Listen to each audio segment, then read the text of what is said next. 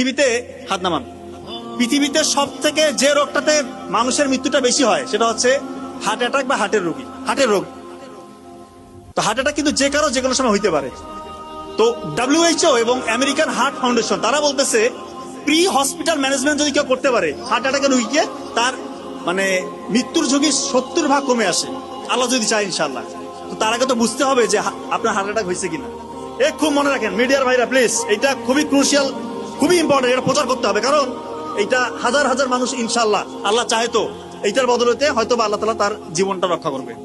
Heart attack যদি কারো হয় কিভাবে বুঝবেন? দেখেন, বুকের মাঝখানে চাপ আসবে, মাঝখানটাতে।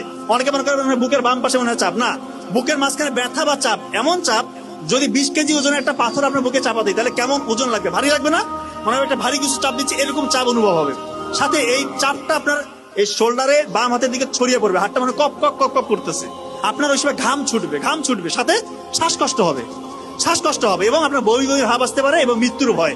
এই কয়েকটা ফিচার যদি আপনার থাকে আপনি কাল বিলম্ব করবেন না। যদি হাসপাতাল বসে থাকে অবশ্যই হাসপাতাল নেবেন, কিন্তু অনেকের এরকম হয় যে হাসপাতাল একটু দূরে আছে। এই জন্য ওই WHO এবং আমেরিকান হার্ট ফাউন্ডেশন তারা বলছে প্রি হসপিটাল ম্যানেজমেন্ট বাসায় করতে পারবেন। খুব ইম্পর্টেন্ট, অ্যাসপিরিন, একটা ট্যাবলেট অ্যাসপিরিন 300 mg চিবিয়ে খেতে হবে। অ্যাসপিরিন চিবিয়ে খেতে হবে, ইনশাআল্লাহ তার 50% মৃত্যুর ঝুঁকি কমে আসলো। নাইট্রোগ্লিসারিন একটা হচ্ছে স্প্রে পাওয়া যায়, নাইট্রোগ্লিসারিন মার্কেটে বিভিন্ন নামে আছে, ওইটা জিহ্বার নিচে 2 চাপ দিতে হবে।